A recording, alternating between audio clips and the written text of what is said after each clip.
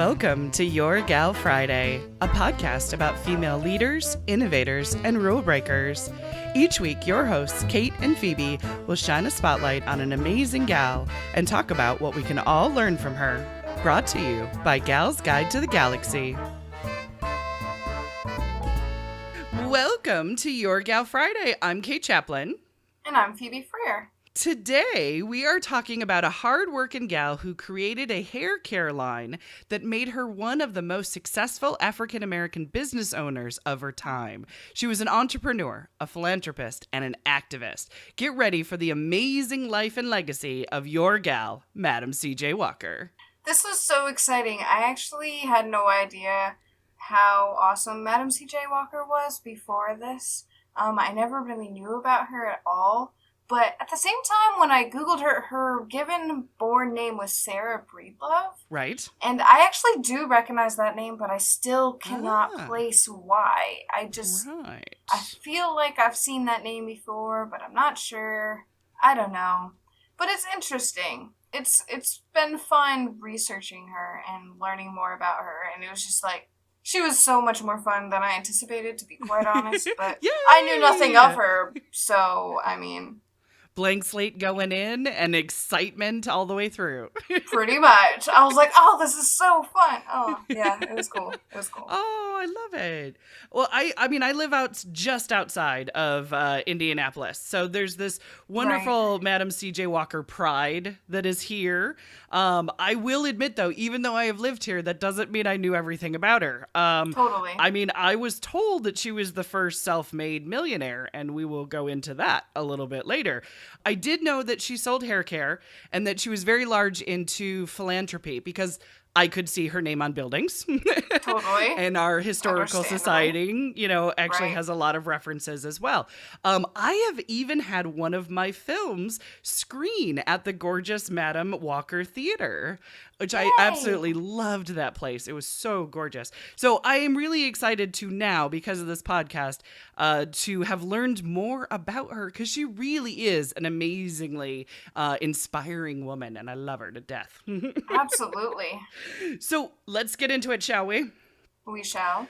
So when and where did she start out?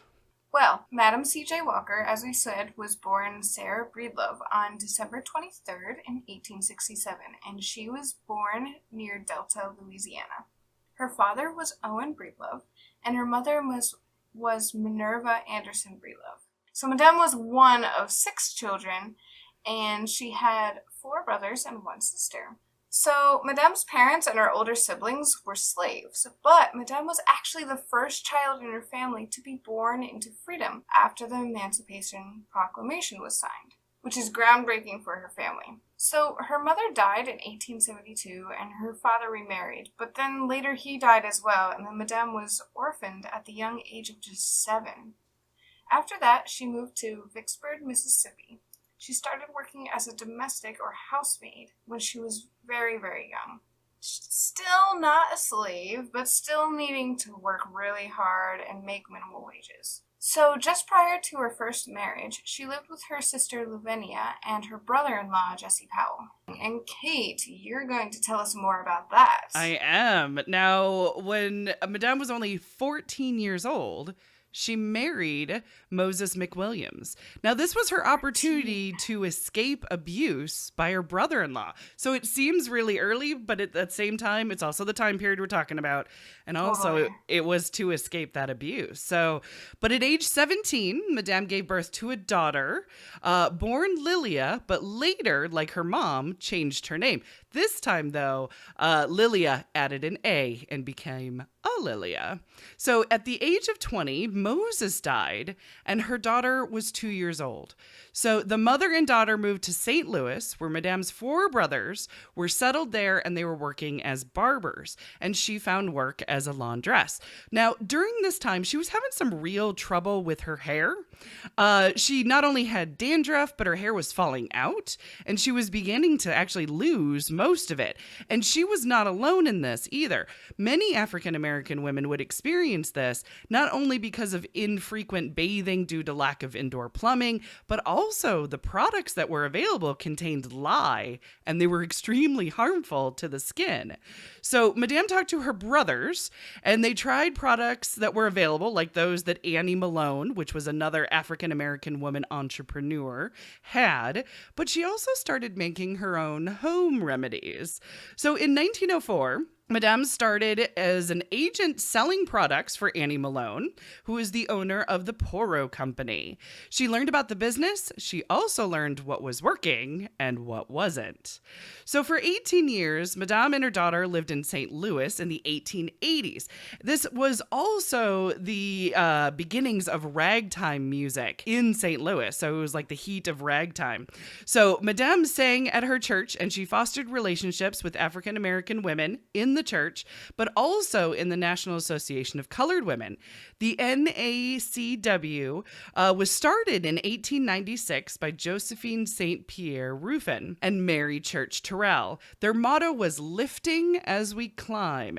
Now, Harriet Tubman and Ida B. Wells were also founding members of that organization, which I found Cool. wonderfully interesting. That is awesome. Yes. Now, in July 1905, when Madame was 37 years old, her and her daughter moved to Denver, Colorado, where she continued to sell her products for Malone and developed her own hair care business. Madame soon after established her company and began selling her products door to door.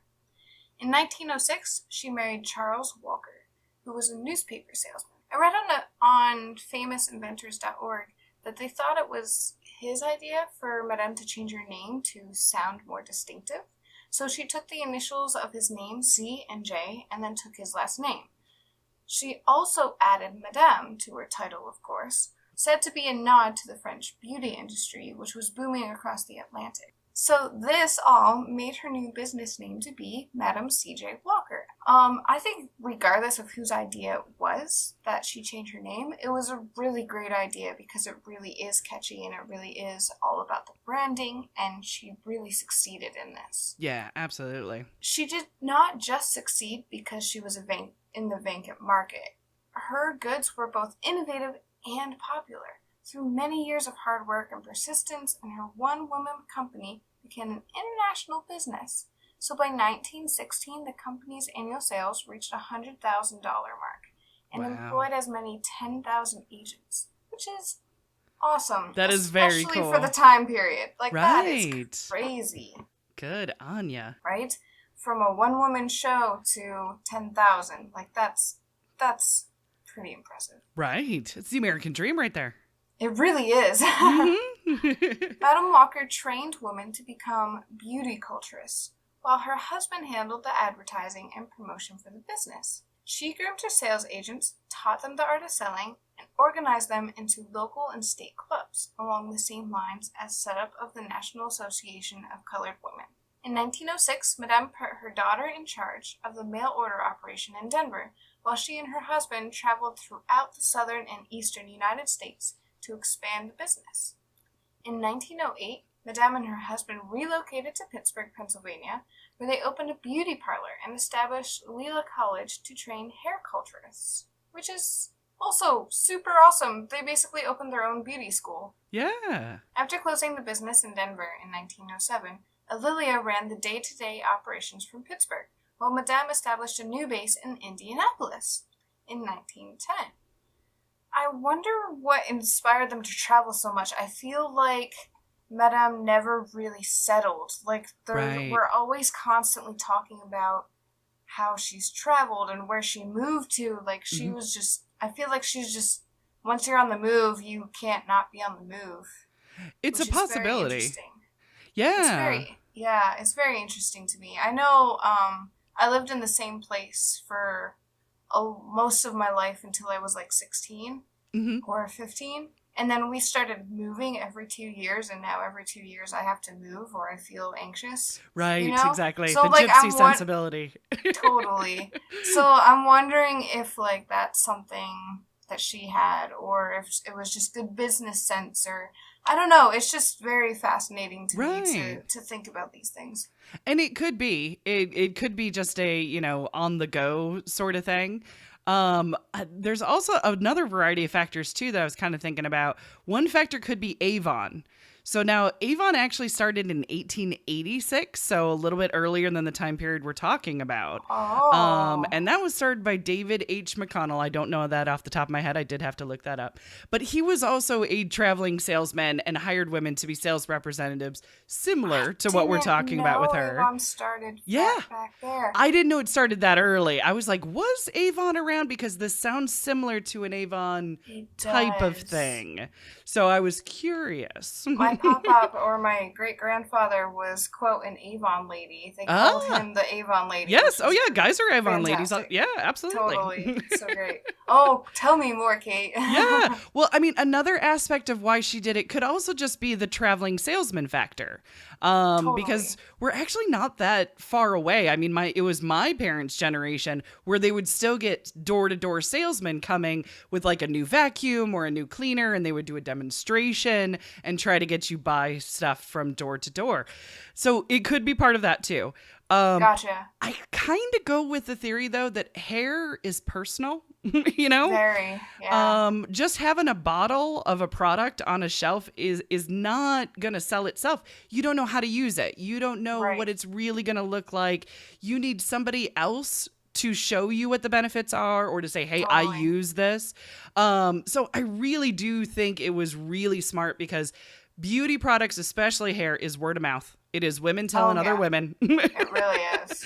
And so I think, traveling and showing this to women and having women show it to other women, I think was a very smart move. Definitely. Yeah. I think that's why she's traveled, but I'm guessing. Oh, yeah. We're totally speculating here, but it's a very valid point. It's very cool to me that, to see business ventures happening before they were, a standard, if that makes sense. Yes, when it was still really daring and very rare to start your own business. Yes. They created the standard. They created the business models. You know what I mean? So it's very fascinating to me. Yeah. Oh, absolutely. So in Indianapolis, my current hometown, please this is what she did here. So here she would actually build a factory as well as a hair and manicure salon and another training school. So her philanthropy and her investment in the African American community actually made headlines and really got her the talk of Indianapolis at the time when she donated $1,000 to the building of a colored YMCA in Indy. Now, also locally, she helped the Flanner House and Beth African Methodist Episcopal Church as well. Those were also her philanthropy efforts here. Now, residents and visitors of Indianapolis, they might have either gone to or passed by the Walker Theater. Now, the Walker Theater was built in 1927, which is after Madame's death. Now, the building was the new headquarters and new manufacturing site for the continuing sale of the product line. And it once employed 3,000 women. Now, the building also included a ballroom, a theater, which is still there, a hair salon, and corporate offices. It's a really unique building. It's a Flatron design or Flatrion. I can never remember quite how you say it. It's basically, if you think of the one, Flatiron, that's the word. It's a Flatiron building. If you think of the one in New York City, Times Square, that's a triangle that kind of faces into the street, it's that same design, which is very cool. Sweet. So not only that, but the building actually has an amazing fusion of Art Deco and African art inside and out. And today it's host to many concerts. It hosts the Spirit Awards. It has tours available. It also rents its offices out to nonprofits and entrepreneurs. Sweet. Yeah. To increase her company's sales force, Madame trained other women to become beauticulturists. Her method of grooming was designed to promote her hair growth and to condition the scalp through the use of her hair products. So her system included a shampoo, a pomade stated to help hair grow, strenuous brushing, and applying iron combs to the hair. Her hair product line had several competitors, though. Several products were produced in Europe and manufactured by other companies in the United States, including the company that she worked for previously. Right. So between 1911 and 1919, during the height of her career, Madame and her company employed several thousand women. So by 1917, the company claimed to have trained nearly 20,000 women. Nice. They all dressed in characteristic uniforms of white shirts and black skirts, and they carried black satchels. And they visited houses around the United States and the Caribbean. So Madame understood the power of advertising and brand awareness. The advertising that was primarily African American newspaper and magazines, in addition to her frequent travels to promote her products, helped make Madame and her products well known in the United States. And through this whole process, she brought her daughter, and her daughter was also trained, and her daughter was also traveling around with her and basically being taught, like, everything behind the business. Yeah, absolutely. So Madame became even more widely known in the 1920s as her business market expanded beyond the United States, and it went to Cuba, Jamaica, Haiti, Panama, and Costa Rica, which is super great. Wow. So in addition to training in sales and grooming, Madame showed other Black women how to budget and build their own businesses, and encouraged them to become financially independent. So in 1917, she inspired by the model of National Association of Colored Women, Madame began organizing her sales agents into state and local clubs. The result was the establishment of the National Beauty Culturist and Benevolent Association of Madame C.J. Walker. This was the predecessor to the Madame C.J. Walker Beauty Culturist Union of America.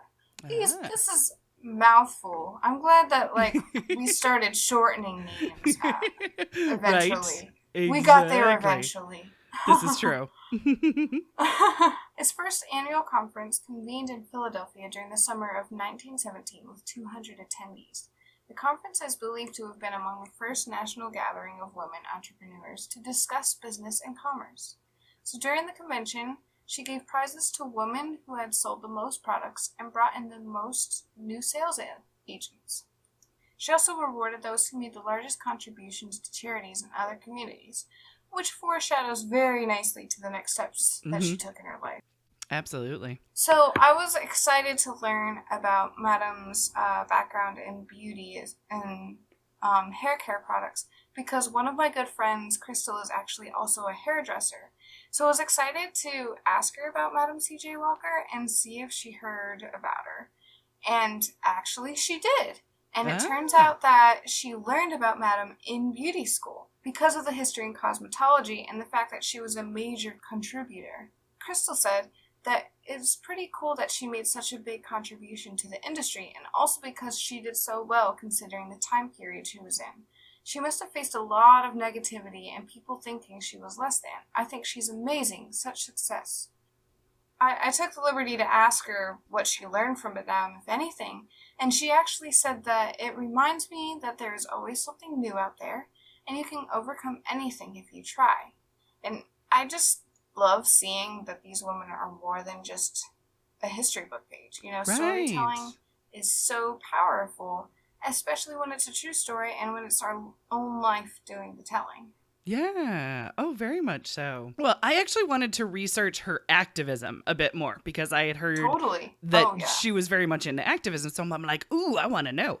So the first bit of activism that I found was in 1912. She spoke up on the convention floor at the National Negro Business League saying, quote, "I am a woman who came from the cotton fields of the South. From there, I was promoted to the washtub. From there, I was promoted to the cook in the kitchen. And from there, I promoted myself into the business of manufacturing hair goods and preparations. I have built my own factory on my own ground." And I loved that. That's so great. If you wanted to sum up her life in less than a paragraph, she had already done it for you. Yeah, she did it right for you. So she gave that speech by basically the floor of the convention. The next year, she was a keynote speaker. Yay. However, there's actually a little bit more to this story because I wanted to dig in a little deeper. Right. This is such a good story. I hope all of it's true. But it's got to be because Madame's great-great-granddaughter, Lilia Bundles, she tells this story as the founder of the NNBL, was Booker T. Washington. Now, Madame wanted to share her rags to riches story, but Washington, who you got to remember at the time, he was one of the most powerful African American voices in America. For 2 days, he ignored her. Whoopsies. But now our gal persisted, because that's what she does. And I love her for it. So on the final day of the conference, she stood from her seat and addressed Booker T. Washington personally and started with, "Surely you're not going to shut the door in my face."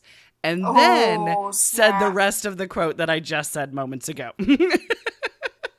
So I love that. So now Washington was reportedly shocked and annoyed. He did not invite her on the stage. But the following year, Madame invited him to come to the opening of the YMCA in Indianapolis. She also donated to his organizations like the Tuskegee Institute. And that next year, she was invited to be the keynote speaker. What?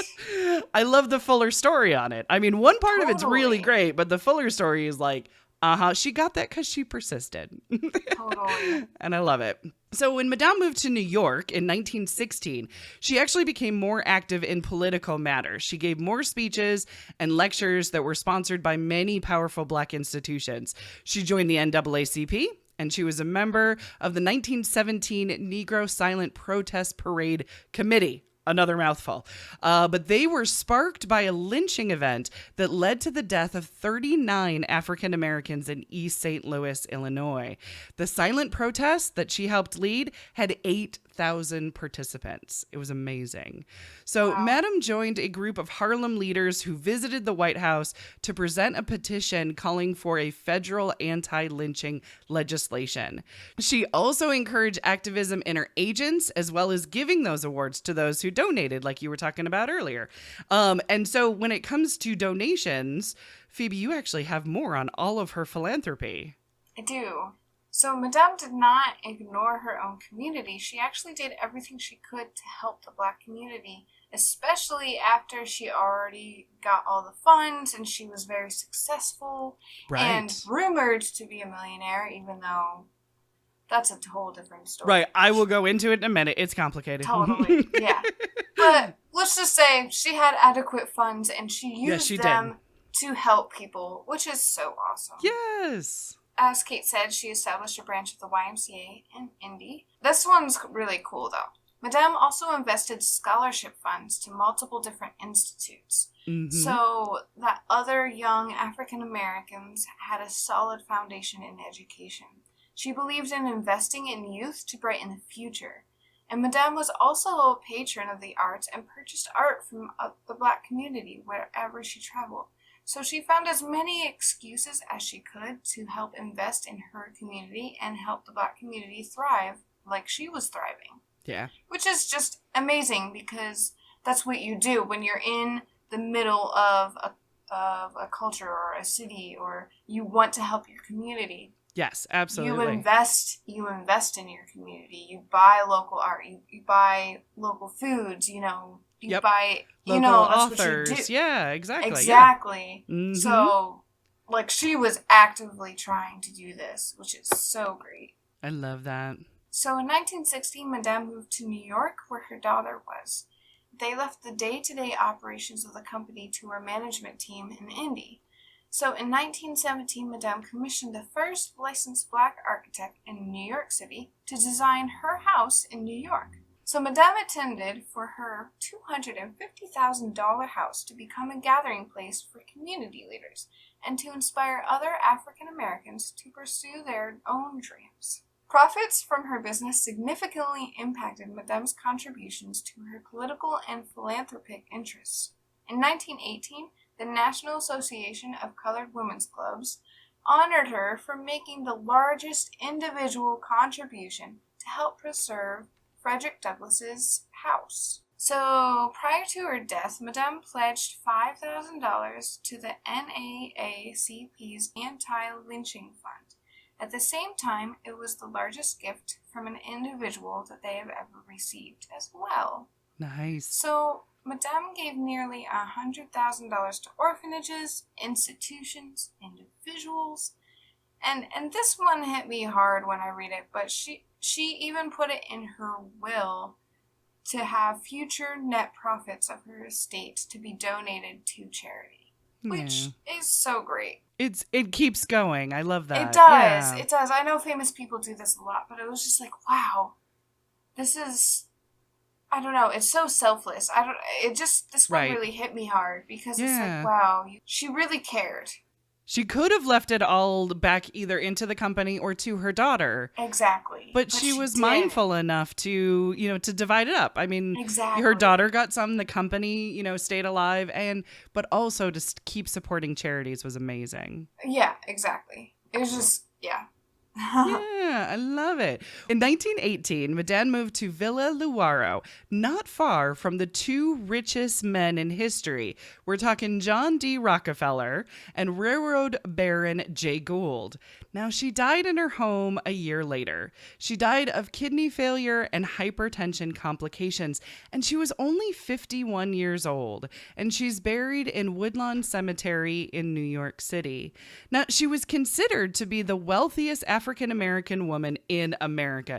It has even been said that she was the very first female self-made millionaire. Now, Madame, 2 years before her death, she said, quote, she was not yet a millionaire, but hoped to be at some time. Her estate was valued at $600,000. However, if we take into account the present day dollars, that would be approximately $8 million. So maybe someday that she was talking about was just adjusting for inflation. Totally. Yeah. Right? Exactly. That's how I choose to look at it. She made a lot of money in her time, and she gave a lot of it to charity. Yeah. So her daughter, Alilia, became president of the Madam C.J. Walker Manufacturing Company. Now, the Great Depression unfortunately caused many hardships for the company. But Phoebe, you looked into her hair care line today. I did look into Madam C.J. Walker's brand today, and I honestly at first did it accidentally because I was just Googling her name, and then I realized that she still had products out. Nice. And I found out because of YouTube tutorials, or they were like product reviews of nice. Madam C.J. Walker brand name, like shampoos and conditioners, and they make like this 3-system. Ooh, yeah. Nice. So you do like 3 different things, like 3-step process. Gotcha. So it's shampoo, conditioner, and then recondition or something like that. And it's gotcha. Oh, wow. So these ladies on YouTube did product reviews. It was fascinating because I have Caucasian hair, so my hair works differently than Madam C.J. Walker's and the products that she would release. Right. So it was like it was just fun to learn more about it. To be absolutely. You know what? I also think that Madam would have loved the idea of YouTube tutorials to get the word out about her stuff. She would have loved that. Yeah, totally. A new form of sales agents. Yes. Absolutely.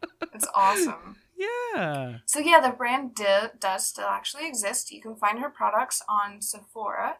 And there are multiple different scents, multiple different purposes for each product. There's so many different things you can do. And they're all bright and colorful, which is they great. They're so like I want one, and I can't do scents, and it's not made for me. And I'm like, oh, whatever, I want some anyway. Right, like, exactly. This is really cool. There's tons of them. I am sure you would find one that you're like, Yay. yep. Mm-hmm. Yep, that's me. That's mine. Yes. So on the Sephora website, it even gives a description about the brand, and it reads that behind the brand, Madam C.J. Walker, a visionary entrepreneur, be bold and adventurous without sacrificing healthy hair. Discover the raw power results of Madam C.J. Walker beauty culture. Naturally formulated results, driven and endlessly versatile, Madam C.J. Walker, visionary entrepreneur, and America's first self-made female millionaire, which was on even Sephora. It's on everything. Oh, it's absolutely. on everything. She built a global beauty culture and transformed the lives of millions of women then and now. That last part is totally 100% true. Yes. Exactly. It's so fascinating that it's all over the place that she was the first African-American female self-made millionaire. Right, exactly. it's true and not true, but it's, Right, you know. exactly. Yes. It sounds really good. And if that's the way that you're introduced, at least you're introduced. You know what I mean? Yeah, exactly. Totally. So, And it's yes. very fascinating. It's so funny because every time we introduce a gal, I feel like our names for her get longer and longer. Right. This is true. Yes. First African American, female, self-made, millionaire, but not really Visionary, millionaire. entrepreneur, but and an asterisk. Yes. Yeah, it's Right. just like, you know what? Just listen to the episode and you'll understand. Right. Exactly. She was awesome. Exactly. That's the important part here. Yes, absolutely. Oh my goodness. So now to talk about life and legacy, right? The legacy part of all of this. Yeah. I took some time, during our research to kind of really think about what legacy that Madam wanted to leave behind. Was it her hard work? Was it creating something of her own? Was it helping others with products? Was it philanthropy or was it activism? And I really thought about it. I think it was all of it. Honestly, Yeah. I really do. I think she was not satisfied with just making money. I think she inspired others to go out there and to make opportunities for themselves. And I think that's lovely. I also think that's leadership. I think she is just a great role model for leadership. And I adore it. Now, one aspect of her legacy that does continue is the Walker Legacy. Now, that focuses on career development, entrepreneur, and inspiration enterprises for women of color. Honestly, check out walkerlegacy.com. See their amazing programs and events that they offer. They are really keeping her name and her memory and her spirit alive today, which I love. Another thing is also her great-great-granddaughter has collected many stories and artifacts and keeps Madame's legacy alive. Now, she has 5 books about Madame C.J. Walker, and she's working on another book about her namesake, about Madame's daughter, Alilia, as well. So cute. So I'm looking forward to those books. Those are going to be absolutely great. That's gonna be On so our break, fun. I plan on reading the Madame C.J. Walker one, and I'm very much looking forward to the Alilia one. Absolutely. The Lily one is very fascinating. Well, they're both fascinating to me, but it would be really fun to see more about Alilia. Yeah. I don't know, what would a child of somebody famous be doing Right. and thinking, and that would be fascinating. And her mom died relatively young, so, I mean, what do you do? Yeah. Right. That would be an Mhm. interesting concept for, like, a future story arc. Yes. Oh, For, absolutely. like, doing the children of the gals that we cover. Right, exactly. And Yeah, what seeing where happened to their the lives next went. generation or generations later? Yeah. Right. Yeah. Yeah. Oh, That absolutely. would be interesting. Yeah. No, I think you're totally spot on there, Kate. Especially with the whole, like, when you think about, when you said that, what legacy do you think that she's leaving behind? Well, I think it was all of it. I am totally 100% on board with that, because humans are complex beings, Right. and so we don't always have one set thing in mind, you know? And we don't have to, is the other Right. thing. Yeah. Exactly. It's fine Like, if you we do, are but it's really fine if you don't. Oh yeah, we're 3-dimensional characters, you know. So we're allowed to have multiple things that we're getting out of life, and Yes. we're searching for out of life, and we want to leave behind. So I think that's why I like Madame so much, is because she is more than just, hey, I am an activist because it's the right thing to do. Like, no, she had a reason. Yeah. She had things to back her up. You know, she had the means, the funds. Mm-hmm. She was kind of a package deal in my mind. Like, Yeah. Oh, absolutely. it's so cool. Like, I think her legacy is if you wanted to simplify it, she wanted to inspire others to pursue their careers, to be educated, and to do the right thing. 100%. Yes. So when it comes to what I personally learned, what nuggets of wisdom can, Totally. I take from spending some time with her? It was her hard work. It was also Yeah. the power of community. I mean, those two things. I mean, starting her business, she had her family, but she had to grow it further, and she empowered the women of her community. And then she gave back to the community and she stood up for them. Like, it was Totally. this circle journey that needed each component, and it needed to inspire more people to do the same journey. So I really love that. I mean, I think it's easy if you're given a rough start, or you see a setback in life, to be like, to be selfish, to almost revengeful. Like, you counted me out, I'm going to show you, that sort of thing. Totally, yeah. There are quite a few heroes and mentors and celebrities we learned that kind of have that rah, rah, rah about it. But I never see that in Madam C.J. Walker. No, not at I all. feel it's rare. She's very rare. And I think she should be admired and learned from. And I really learned that it's people who help you succeed, and you owe it to them to not only pay back that appreciation, but to pay it forward, to have more people do that. I think that's what I really, really learned from her. What did you learn? No, that was really well put, Kate. Oh, thank you.